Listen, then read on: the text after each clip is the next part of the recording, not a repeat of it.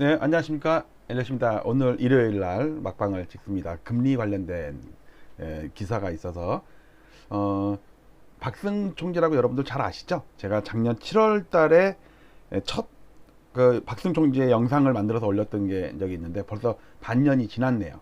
그 당시도 약간 쇼킹했었는데 결과적으로는 다 적중했어요. 박승 총재님 말씀이. 자, 그것에 대해서 또 새로운 기사가 나와서 여러분께 또 소개해 드리면서 제 차트와 데이터를 가지고 또 보완 설명을 드리도록 하겠습니다. 자, 두 차례 금리 인상 적중했던 박승 총재, 인플레 3, 4년 더 지속, 연내 기준금리 2%까지 올려야. 네, 이데일리 기사를 갖고 왔습니다. 자, 이 기사 읽기 전에 작년 7월 달에 제가 영상 올렸던 거죠. 그때 유튜브 시작한 지 한 두 달째네요. 아니, 세 달째네요. 5, 6, 7, 세 달째네요. 우리 시대의 구루 박승 총재의 충격 인터뷰. 올해 금리 두 번 인상 3년 내 3% 급등. 아파트 30년 하락한다. 이 영상 했을 때 사람들 다 쇼킹했어요. 왜냐면 그냥 개인 유명하지도 않은 유튜버 이런 사람들이 뭐 30년 하락한다느니 5년 하락한다니 그 말 들어봤자 그냥 콧방귀도 안 끼는데 박승 총재님은 무게감이 있거든요. 우리 시대에 또 한국은행 총재까지 지내셨고 그다음에 여러 가지 뭐랄까 나중에 알고 봤더니 문재인 대통령 인수위 무슨 장도 맡으셨고 하여튼 그런 쪽도 많이 기여를 하셨더라고요. 그리고 가장 충격적인 거는 생전에 사후가 아니고 사전에 돌아가시기 전에 이미 자기 전 재산을 사회에 환원한 거. 어우, 저 같으면 제 인성으로는 못할 정도인데 대단하신 분이에요. 어쨌든 우리 시대의 원로이자 구루가 이렇게 심사숙고해서 이렇게 우리한테 조언해 주시는 거는 우리가 깊이 새겨 들어야겠다는 생각이 들어요. 자, 이거 다음에 며칠 있다가 제가 요 영상도 올렸어요. 요 영상 기억나세요? 초창기였습니다. 그러고 보니까 초창기에는 요 화면의 테두리가 노란색이었네. 저는 이제 초면 다 연두색을 하잖아요. 그 당시 나 노란색이었어. 자, 보세요. 이거는 서울경제 아마 인터뷰 기사를 갖다가 제가 영상을 만든 건데, 보세요. 이때 보세요. Q가 뭐냐면, 한국은행 선제적 금리 인상 필요한가? 지금 8월 달에 금리 올리느냐 마느냐 지금 설왕설래하고 안 된다느니 막 보수 언론에서 맞고 자영업자 다 죽는다느니 코로나 때문에 안 된다느니 그럴 시점에 이분 이 테일러 준칙 창안자의 충격적인 경고. 예. 테일러 준칙은 뭐냐면 각국 중앙은행이 기준금리를 결정할 때 준칙으로 삼는 게 테일러 준칙이래요. 그거를 창안자인 테일러 교수예요. 근데 이분이 어떤 인터뷰를 했냐면 서울경제에다가 한국 기준금리 4%까지 올려도 놀라지 말라. 여기서 자막에도 써있잖아요. 아마도 3, 4% 정도가 아닐까 싶은데요. 여기서 중요한 것은 바로 방향입니다. 그러니까 한번 방향을 틀면 몇 년 동안 금리 올린다는 얘기예요. 사실 과거에도 그랬었고. 자, 이때 충격적이었죠. 자, 이제 기사를 보겠습니다. 이데일리 기사입니다. 우리 박승 총재님 나왔고요. 박승, 엘리엇 패. 얼른 물 한 잔만 마실게요. 목이 갑자기 또 잠기네.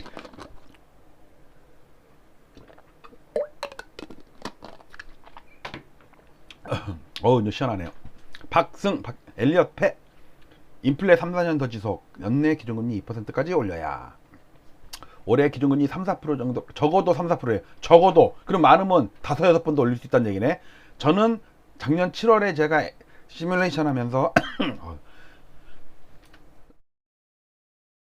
죄송합니다. 목이 계속 잠기네요. 오늘 방송 여러 개 찍었더니 그러네. 제가 7월 달에 시뮬레이션 할 때는요, 8월, 11월, 1월, 6월, 11월 그래가지고 내년 11월 말이면, 그러니까 연말이면 1.75가 될 것이다 라고 그래프를 그려놓고서 지금까지도 그거 써먹고 있거든요. 물론 중간에 11월을 10월에도 옮길 수 있다 그랬다가 그건 틀렸어요. 어쨌든 처음에 주장했던 8월, 11월, 1월, 6월, 11월 요 전망이 요번 주 목요일 날 올리면 정말 세 번이 기가 막히게 적중되는 거예요. 근데 박승 총재는 여기다가 더 올려야 된대요. 저는 올해 세 번이라고 생각을 했는데 이분은 적어도 3, 4차례야. 그러면 많으면 6, 7번도 올릴 수 있다는 얘기잖아요. 그리고 가계부채 해결은 금리다.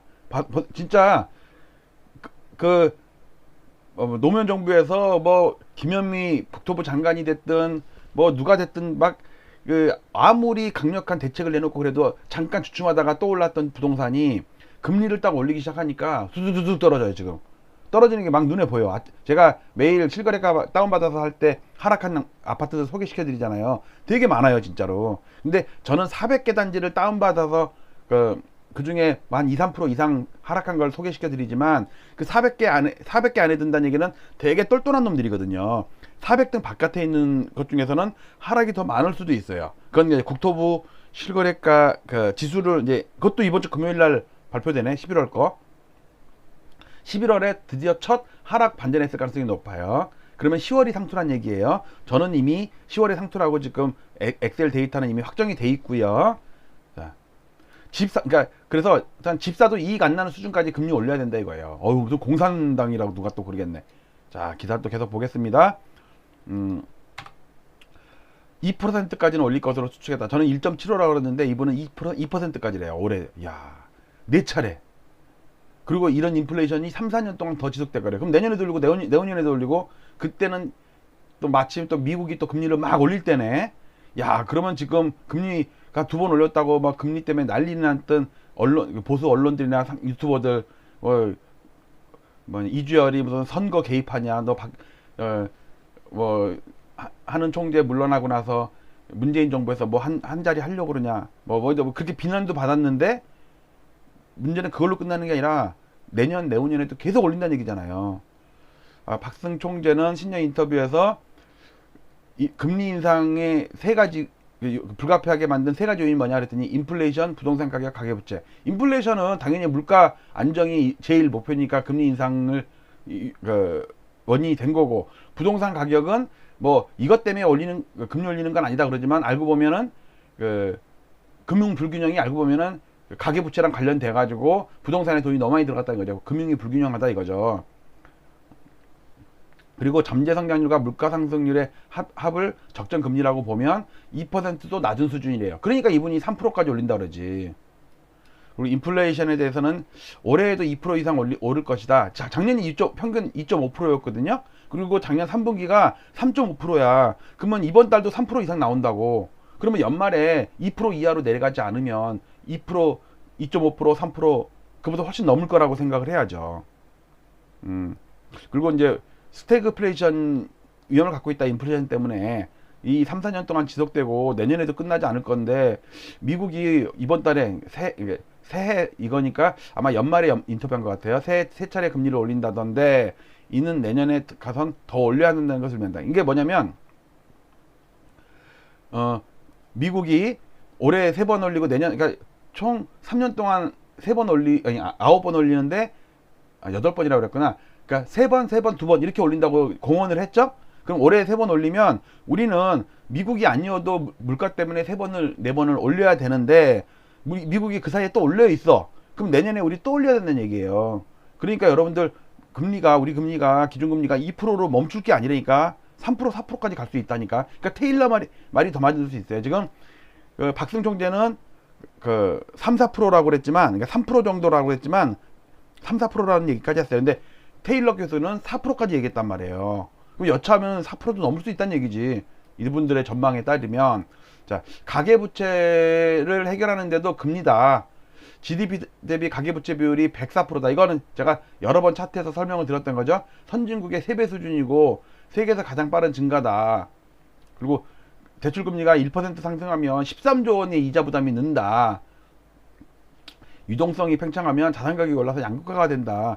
이거 빈부격차 확대 요인이 여기도 있다. 그리고 물가 말고 지금 한국은행의 일 목표는 물가 안정, 딱 그거 하나만 있는데 거기다가 플러스 고용 안정도 넣어라. 전 세계 어느 중앙은행도 물가만 한정돼서 목표를 잡는 중앙은행이 없다. 그러니까 우리나라도 빨리 고용 안정이라는 것을 물가에, 그러니까 한국은행의 어떤 주된 목표에 넣어서 안 보이게 좀 관리를 해야 된다. 이런 말 했네요. 자, 이번에는 한국일보입니다. 이거 신년사에서도 금리 인상, 부채 인플레를 살펴라. 얘기 나왔네요. 우리 이주열 총재 나왔네요. 그러면서 금리 인상을 강하게 시작했다. 이거 좀 지난 뉴스예요. 이렇게 가계부채가 1845원에 달하고 4분기엔 더 많이 늘었겠죠. 이 가계부등이 느는데 이게 과잉부채 같은 나라는 이 약한 고리는 이게 어느 순간 한 2, 3%만 위기에 몰리면 전체가 위기에 몰리는 게 금융위기라고 그랬단 말이에요. 하여튼 통화정책 완화 정도를 조정하겠다는 건 이건 뭐냐면 금리 통화정책 완화를 지금 완화 상태인데 그걸 좀 조정하겠다. 그러니까 덜 완화하겠다는 얘기죠. 결국 금리 인상 얘기죠. 그게 금융 불균형과 우리 경제를 압박하는 인플레이션 압력에 대한 대응 의지도 드러냈다. 이렇게까지 나왔네요. 그리고 요번 금통위는 1월 14일 이번 주 목요일이죠. 벌써 이번 주에요. 오늘 이제 일요일 밤이니까 지나가면 출근하고서 4일 있으면은 금리 올렸다는 뉴스가 딱 나올 거예요. 그러면 2번 올렸을 때랑 3번 올리는 거랑은 달라요. 처음 올렸을 때 좀 충격이었죠. 그 다음에 2번 올렸을 때는 어이 새끼 그냥 이거 올리고 있어 그러고 말았는데 3번 올리면 허걱한다니까. 제가 볼 때는 분위기가 완전 달라질 것 같아요. 지금 막 그래도 올라 맨날 그렇게 떠드는 유튜버들도 아직도 많이 있는 것 같은데 태세 전환 아파트도 유튜버도 몇 명 있고요. 언론이야 이랬다 저랬다가 맨날 태세 전환하는 거니까는 그러려니 하는데 유튜버는 자기 그동안에 1년, 2년, 6개월 뭐 계속해서 주장했던 것을 이제 바꾸는 유튜버가 한 명, 2명 생기더라고. 근데 아직도 뻗팅기는 유튜버들이 있는데 금리 1.5, 25% 돼가지고 목요일날 뉴스에 9시 뉴스에 막 나오고 그러면 그 다음부터는 좀 멘트가 달라질 것 같은데 엘리엇은 신나가지고 코바라 쌤통이다 이럴 것 같은데. 그리고 2월달은 2월 24일이래요. 이게 왜 중요하냐면 제가 여쩌면 미국 때문에 우리가 1월달, 2월달 연속으로 올려가지고 이주열 총재가 퇴임하기 전에 2번을 올리고 왜 3월달에 퇴임하니까 3월달은 그리고 금통위가 없어요. 그러니까 1월, 2월만 있어. 그 다음에 4월이야. 근데 4월은 아마 한국은행 총재가 아마 공석일 거예요. 왜냐면 새로운 차기 정부에서 5월달에 윤석열 대통령이 됐든 이재명 대통령이 됐든 안철수 대통령이 됐든 새로운 대통령이 임명하는 게 과거의 사례고 또 그러니까 문재인 대통령이 임명하면은 그것도 좀 무리수를 드는 거거든요. 자, 그 다음에 이제 차트를 잠깐 볼게요. 일단 우리나라 금리가 과연 지금 기준금리가 뭐 0점 몇 프로였는데 그 기준금리 말고 시중은행 금리 또는 좀 장기적인 데이터로 우리 회사채 금리를 잠깐 볼게요. 여기 요 파란 게 회사채 금리예요. 파란 거 있죠. 파란 거. 여러분 IMF 때 30% 넘은 거 기억나세요? IMF 때 회사채 3년물 금리가 그게 지금까지도 지금 빠지고 있어요. 이렇게 해가지고 계속 빠지고 있어요. 물론 진폭은 다르지만 거의 방향성은 10년물이나 3년물이나 그 사이에 껴있다고 보시면 돼요. 당연히 국채 3년물보다는 높겠죠. 그렇다고 10년물보다 높지는 않아. 딱 보니까 과거에 항상 그 사이였어. 그 사이. 여기 보시니까 요 빨간 게 10년물이거든요. 그 다음에 여기 초록색이 3년물이에요. 그 사이에 껴있어요. 자, 그 다음에 또 볼게요. 그러니까 지금 최근에 많이 금리가 시중은행 금리가 됐든 뭐가 됐든 많이 올랐다고 해도 과거에 30%랑 또는 여기 10%가 있어요. 10%가 여기가 10%네. 여기 1 보이세요?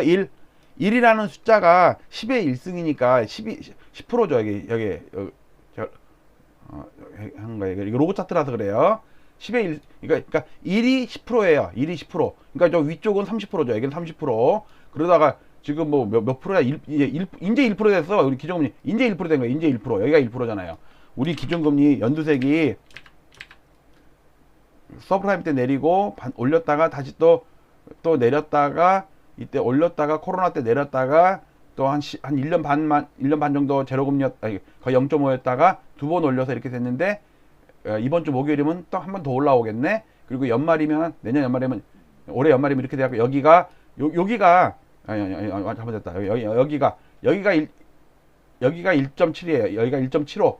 근데 한 번 더 올리면 2%. 여기가 2%예요. 그러면은 이렇게 뚝 떨어졌던 금리가 뚝 올라 있는 거죠. 그러면은 우리가 40년 만에 하락하던 기준금리가 됐던 시중은행 금리가 됐던 이제 40년 만에 터닝을 한다. 근데 이 상승 사이클은 제가 아까 전에도 올렸듯이 40년이 될 수가 있다.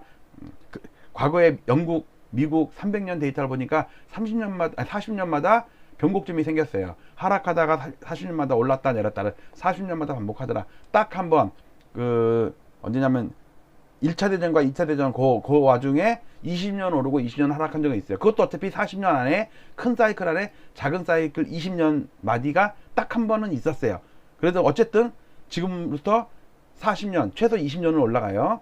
그러니까 여러분들 30년 만기 대출 주택담보대출 받았다 치면 중간에 팔지 않으면 30년 동안 갚아야 될 거 아니에요.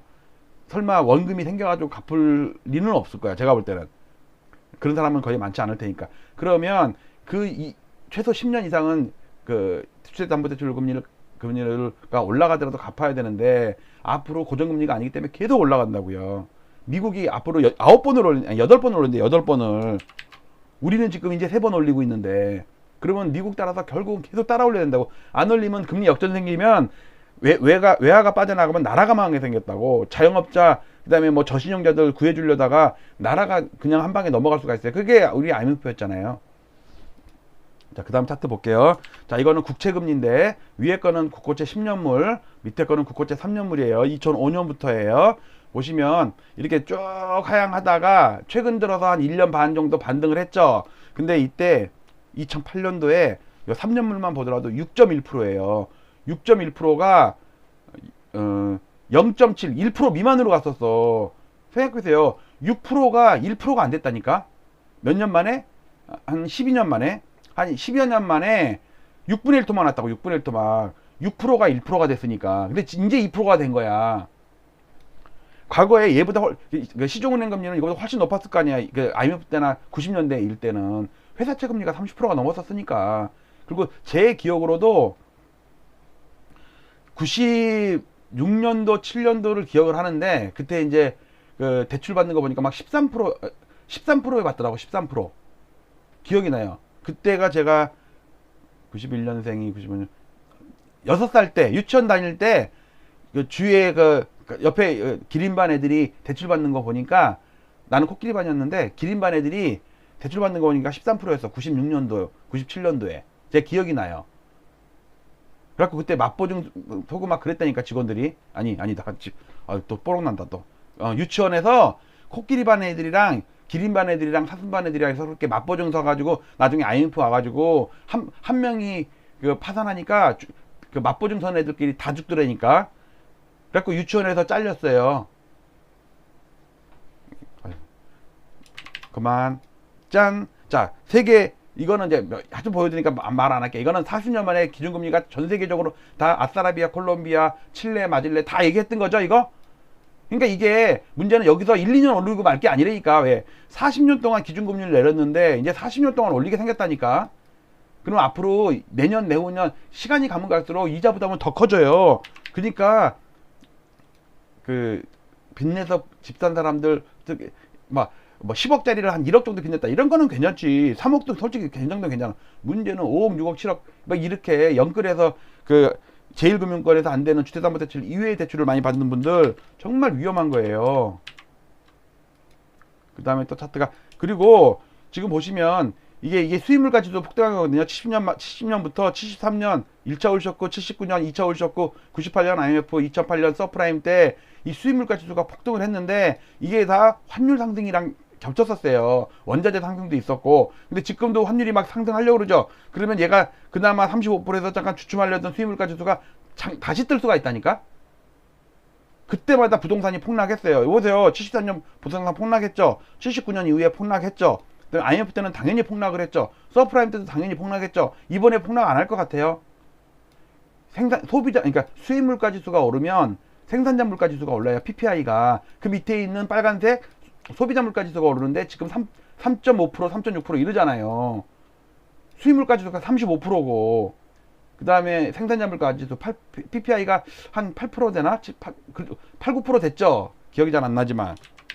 그러니까 이게 계속해서 금리를 인상시키는 요일이니까. 근데 이거 말고도 미국이 또 올린다고. 그러니까 우리는 양쪽에서 얻어터지게 생겼어. 물가 올라서 금리 올려야 돼.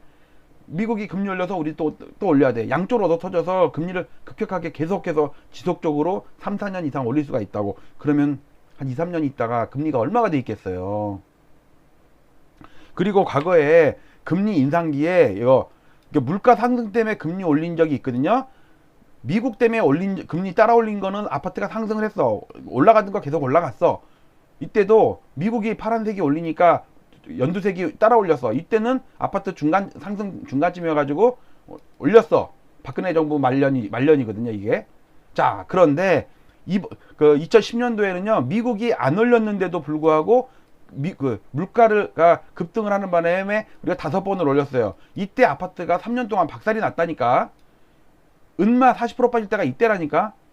목동 아파트가 44% 빠질 때가 이때예요. 물론 여기서부터 빠지기 시작했지만 반등했다가 빠졌을 때 이때가 제일 무서웠다고. 근데 지금 우리가 물가가 2%가 넘고 3% 가니까 금리를 2번 올렸잖아요. 이제 세 번째 다음 주에 올리네. 그리고 박수총재는 2%까지 올려야 된다잖아요. 올 연말까지 4번 올려가지고. 그러면 요 2010년 꼴 난다니까. 이게 폭락을 한다고 이게. 무서운 거예요, 이게.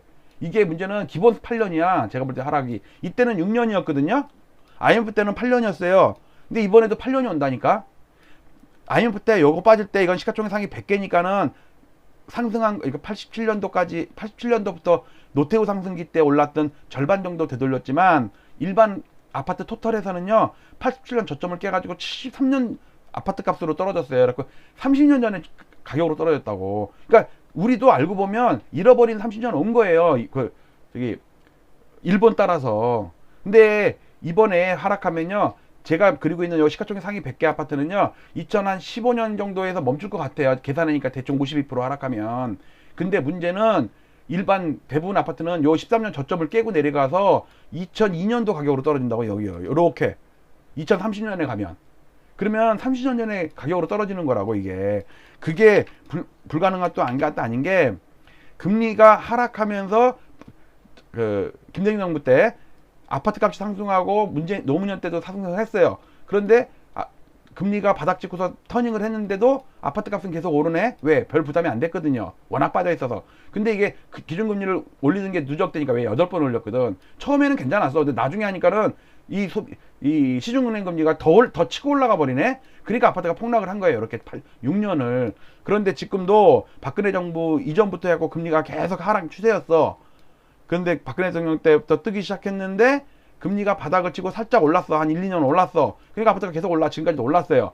근데 왜? 부담이 안 됐으니까. 올라도 부담이 안 돼. 워낙 싸니까. 아니, 2.33%에서 조금 오른 것 뿐이야. 근데 문제는 지금 기울기가 급하게 올라가네. 왜? 기준금리를 올려버리거든. 그리고 그러니까 작년으로 봤을 때는 곧 내년에 1년 안에 미국이 올린대. 그러니까 신용대출 금리가 폭등을 하고 수직으로 상승하죠. 수직으로. 그 다음에 주택담보대출 금리도 거의 수직 가까이 상승을 하고. 그러면 얘가 못 버티고 이 꼴이 난다고. 이때처럼. 그게 2년 바닥치고 2년 오른 다음에 아파트가 상투치더라. 그게 엘리엇이 고안해낸 임계치 2년이에요. 금리 인상 임계치 2년. 그러니까 금리 인상하고 나서, 그러니까 시중은행 금리와 주택담보대출 금리나 신용대출담보대출 금리, 기준금리 말고요. 그 금리가 바닥을 치고 장기간 하락하다가 바닥을 치고 2년 오를 때까지는 아파트도 기존에 오르던 대로 계속 오르더라. 왜? 별 부담이 안 되니까. 그런데 2년이 넘어가서 계속 오르고 기울기도 급해지면 아파트가 못 버티더라. 왜? 팔고 세금 세금 내 거 내고서 이자 안 내는 게 훨씬 유리하지. 계속 그 아파트 붙들고서 계속 이자를 낸다? 또는 하락을 그냥 몸으로 얻어맞는다? 못 견뎌요, 그거를. 자, 요까지가 차트였고요. 자, 근데 최근에 제가 금리 관련돼서 작년 말부터 올린 영상을 잠깐 썸네일만 볼게요. 자, 생산자 물가 13년 만에 최대 상승이었어요. 그래서 제가 어느 정도길래 갖고 이제 영상을 한번 만들어서 올렸죠. 13년 만에 최대. 왜? 생산자 물가는 아까 봤듯이 수입 물가 지수가 올라가면 생산자 물가 지수가 올라가고 2, 3개월 텀을 두고 소비자 물가 지수 올려요. 근데 수입 물가랑 생산자 물가는 텀이 별로 없어. 수입 물가 지수가 팍 오르면 생산자 물가는 그냥 곧장 올라가더라고. 근데 소비자 물가는 약간 생산하고 유통 과정을 거치고 하니까 한두 달 이상은 걸리더라고. 타임 레그가 생겨요. 이게 소비자한테 전가시키는데 시간이 걸린다는 얘기죠. 자, 그 다음 영상이 뭐냐면요, 국토연구원에서 놀라운 보고서를 냈는데 집값 상승이 공급 부족이 아닌 저금리 탓이래요. 2주 연내 저금리 탓은 이거 제가 붙인 거고, 일단 저금리 때문에 집값이 상승했대. 건설사들이나 보수 유튜버들이나 상승 유튜버들이 얘기하는 공급 부족 때문에 아파트 값이 오른 거다. 그것 주장은 새빨간 거짓말이래요. 저금리 때문이래. 공급이 부족한 게 아니었대. 그러면 집값을 정상화시키게, 뭐 폭락은 아니더라도 정상화시키게 하려면요, 금리를 저금리가 아니게 돼야죠. 고금리까지는 아니어도, 그러니까 저금리의 정상화가 1.75라니까. 코로나 직전의 고점이죠. 자, 그 다음에 이제 연초가 됐는데 연말이 됐는데 12월 30일 날 보통은 그 다음 달 2일 날 발표하는데, 연말이다 보니까는 또 연 지나가기 전에 30일 날 발표했더라고. 12월 거를 딱 발표하고 나서 통계를 딱 내보니까 연간 평균이 2.5%래. 이게 10년 만에 최고래요. 근데 전망하기로를 최악의 경우 내년, 즉 올해죠, 올해 4.6%까지도 10%의 확률로 갈 수가 있대요. 야, 이거면은 지금 우리가 2.5%에도 난리였는데 4.6%면 금리가 몇 프로 가야 돼? 3% 4% 가야죠. 그러면 내년 연평균이 4.6%라는 얘기는 월 중에는, 연중에 어느 달인가는 5% 넘는 달도 몇 개 있다는 얘기 아니에요. 그 다음에 12월 CPI가 발표가 됐는데 전망치 상회하게 3.7% 폭등했어요. 보세요. 연간으로 2.5인데 얘가 3.7 나왔다고. 그런데 원래는 금리는 소비자 물가보다 높아야 돼요. 정상적이면. 그러니까 최소 어느 달보다는 높지 못하더라도 연평균보다 높아야지. 2.5%인데 1%가 말이 돼요? 그럼 2.7이나 3%는 돼야지. 그래야지 3.7%라는 폭등하는 수치가 나와도 견딜 수가 있죠. 그러니까 결국 뭐냐면요, 이주열 퇴임 전에 금리 마구 올린다예요. 제 제목은. 왜? 자신감이 있잖아요. 물가 폭등인데 누가 뭐라 그래. 금리 올리는데. 안 올리는 게 역적이지. 그 다음에 미국 연준에서 쇼킹한 발표를 했는데 3월 달에 금리 인상 3월 달에 금리 인상할 확률이, 그 CM인가? 어디서 CM인가 어디서 그룹에서 이제 선물로 조사를 하는 게 있는데, 그러니까 3월 달에 금리 인상 확률이 56%래요. 놀랍게 갖고 이것도 쇼킹 먹었어요. 근데요, 며칠 그저께인가 확률이 더 올라간 거 알아요? 70%대로 올라갔대요. 나중에 한 열흘만 지나면 3월 달에 금리 인상 100% 이렇게 나올 수도 있어. 그러면 이주열 총재는 큰일 난 거예요. 지금은 물가만 신경 쓰느라고 물가 때문에 올려야지 그러는데, 이제 미국이 갑자기 원래 2024년까지는 안 올린다고 그랬다고. 그러다가 2023년에 올릴 수도 있을걸? 그러다가 한 몇 달 전부터는 2022년 말에 올릴 것 같다 라고 그러더니, 아이고 2022년 6월 달에도 올릴 수 있다. 테이퍼링을 좀 빨리 하면은 그러다 갑자기 올해 이제 3월 달에 올린다는 거야. 야, 파월이 완전히 이거 뻥카만 지르다가 그거 완전히 속았어. 그러니까 이주열 입장에서는 또 완전히 뒤통수 맞은 거라니까요. 한 2, 3년 있다가 올린다더니 뭐야 갑자기 3월 달에 올린대. 그러면 이주열이 쌓아놓은 똥은 자기가 치우고 가야 될 거 아니에요. 자기 취임할 때 금리까지는 아니어도. 그러면 코로나 때문에 낮췄던 금리만큼은 올려야 된다. 그러면 1월 14일, 그다음에 2월 26일이었나? 그쵸, 2월달 두 번 올릴 수 있다는 얘기예요. 한번 베팅을 한번 걸어봅시다. 1월달은 100%니까 뭐 베팅할 필요가 없지. 100% 확률에는 베팅하면은 빵은 그냥 판돈만 날리는 거예요. 근데 확률이 아주 없을 때 10년 동안 한 번도 우승하지 못한 늙은 말한테 5만 원을 딱 베팅을 했는데 걔가 1등을 했네. 어느 날 갑자기 무슨 약을 먹었는지 1등을 했어. 그러면요 1억의 배당금이 나올 수가 있다니까, 5만 원으로. 그러니까 저도 2월 달에 연속으로 올린다. 이거는 확률이 극히 작은데 500원 걸 거예요. 500원. 500원 걸면 맞으면 한 10만 원 생길 수 있을 것 같아. 배당률이 높아서. 껄껄껄. 그 다음에 이거. 속보. 믿었던 주상영 비둘기 너마저 점점점. 원래 이 가출한 고승범 위원장도 초미파인데 대타로 들어온 이 박기영 연대 교수가 이분이 별명이 신천 독수리야. 신천 독수리. 독수리니까 당연히 매보다 더 독한 놈이죠. 놈이 아니고 분이 오는 거지. 근데 딱 하나 둘이었구나. 매가 아닌 게 아닌 사람이 2명 있었는데, 여기 이 여자분 이름 모르겠어. 근데 저기 꿩이었어. 꽝이었다가 나중에 올빼미로 바뀌었죠. 올빼미가 그러니까 이것도 아니고 저것도 아니고 그러니까 매파도 아니고 비둘기도 아니고 그냥 어정쩡하게 저는 처음에 박쥐라고 그랬다가 그건 또 약간 인격 모독인 것 같아갖고 제가 꽝이라고 했어요. 꽝. 처음에 오리라고 그랬더니 또 누가 또 뭐 오리궁둥이 생각난다 그래가지고 또 그냥 꽝으로 바꿨어. 왜? 매가 다 한 글자인데 왜 혼자 두 글자냐 그래가지고 오리 대신 꽝으로 했는데 나중에 알고 보니까 정식 용어가 이들 세계에서 올빼미래. 올빼미는 제가 지은 거 아니에요. 올빼미라는 용어가 있대는데 최근에 매로 바뀌었어요. 강연한 장 돌아다니는 거 신문 보니까 전부 금리 올려야 되는데 자 근데 지난번에도 소수 의견으로 금리 인상 나는 반댈세 나 이 결혼 반댈세 하던 주상영 의원이 최근에 금리 올려야 된다고 바뀌었어요. 뉴스에서 나왔잖아.